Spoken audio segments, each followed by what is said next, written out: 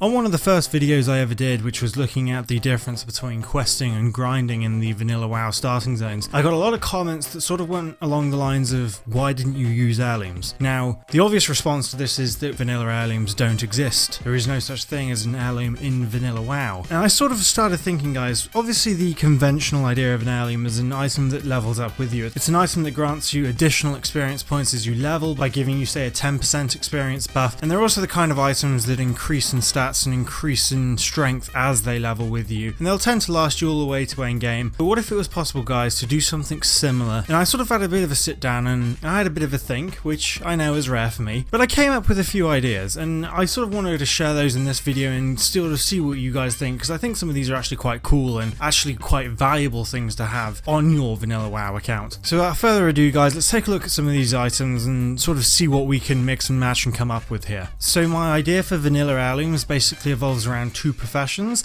and equipment that you can purchase from the starting zones. All of the initial purchases of the gear is only going to cost you a couple of silver. The big expense that you're going to have with this kind of thing is the enchants that we're going to put on the equipment. Now, coming straight in, guys, with the shields, you're going to have a choice between a large wooden shield and a dented buckler. Make sure that you get the wooden shield. There's no difference other than the armor stats there, guys, but it does actually help a lot. Moving on to capes now, guys. The best cape for level 1s is the linen cloak. It gives you 6 armor and you can wear it straight away at level 1. At the time of filming this, the 2 enchants that are available to you are the 70 armor or 3 agility. If you're on a vanilla server that has AQ release, there are better ones available to you, but unfortunately for me on the Nostalrius PvP server at the time of recording, these are the only 2 that are worth noting. You can get increased resistances, but again, I didn't think that they were particularly valuable and weren't worth mentioning. Now, the other 2 items as well, guys, that I think all people are going to find a use for here are the minor mount speed increase and the minor speed increase that you can get. That is effectively an 8% increase to your running speed, which is really going to help you before you get to level 40, you know, before you can get your mount. This is really going to help you get from point A to B as quickly as possible. Not something that you're going to wear in combat, obviously, but, you know, let's say you've got to run from Ogrimmar to Thunderbluff, etc. This is really going to save you that extra bit of time. And then, of course, with the Tattered cloth gloves, I believe that's a 3% speed increase on your mount, and the important thing with this is that it does actually stack with things like the carrot on a stick trinket. So getting all of this sort of speed increasing effect gear is really going to help speed up your mounted speed, no pun intended, and is really useful. And if you were only to get 2 items from this video, I do suggest the gloves and the boots with the speed increases, and make sure that they're cloth as well, guys,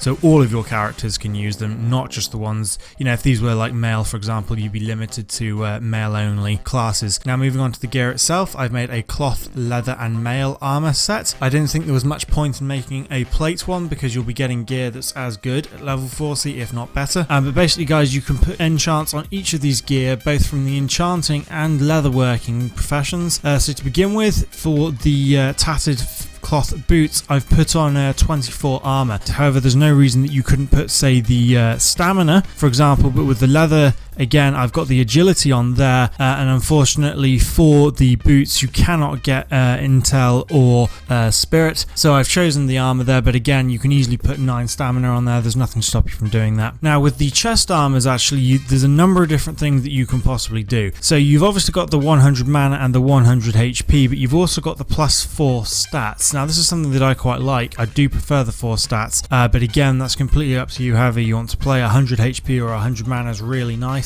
So again, completely up to you what you want to do there. Now, for the legs, again, I've gone for the 24 armor because I want this item to be something that I can use on multiple characters. However, there's nothing to stop you from getting this armor, putting it on an alt, and then getting somebody else to enchant the armor with the +8 stamina enchant.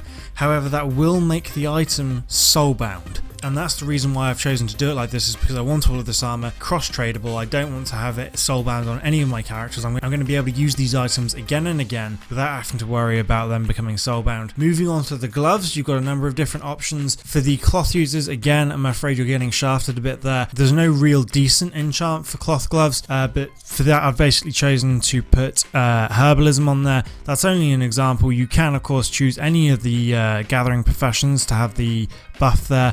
You've also got things like agility again for your leather users. This of course can still double up for a warrior if you want, or if you want to get that extra mile you can get the 7 strength. And then lastly onto braces guys, 9 strength, you got things like 9 stamina. Again, you don't have too much of a choice when it comes to this sort of thing, but the +9 on wrists is really sweet. Again, you've got the stamina, which I've chosen to put onto the leather. It's only to give you guys an idea of your options again.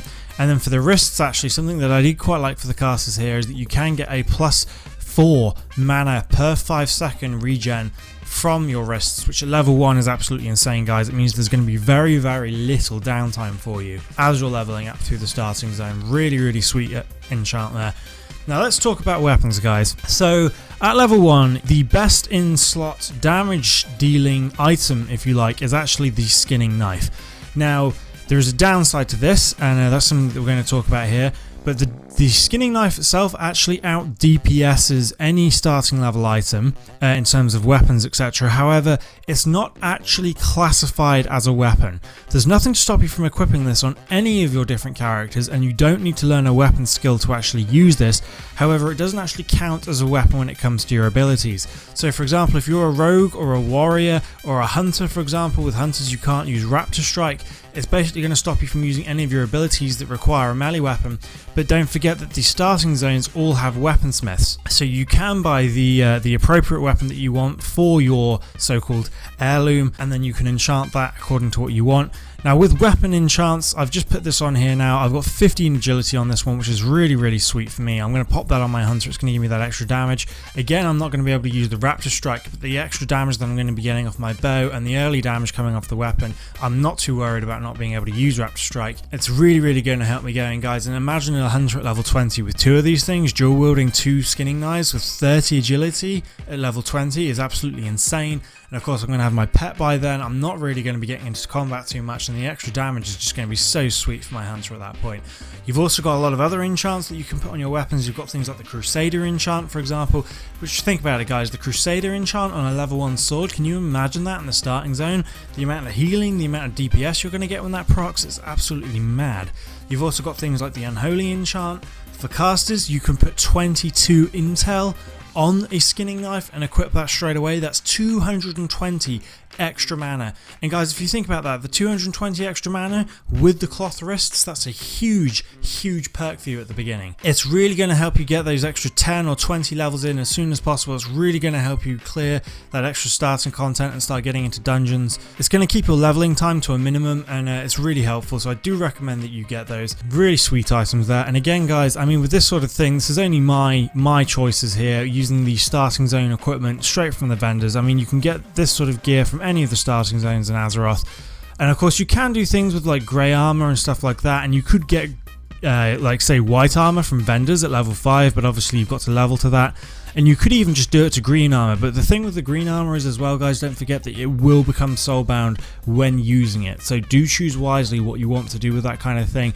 So I mean, as you can see here, I've obviously done this according to how I want to do it. I'm just going to give you guys a quick overview now on the on my hunter, so you guys can sort of see the difference between the starting zone gear and the enchanted starting zone gear. So you can see on this hunter now that I'm hitting round about 11 to 13 damage.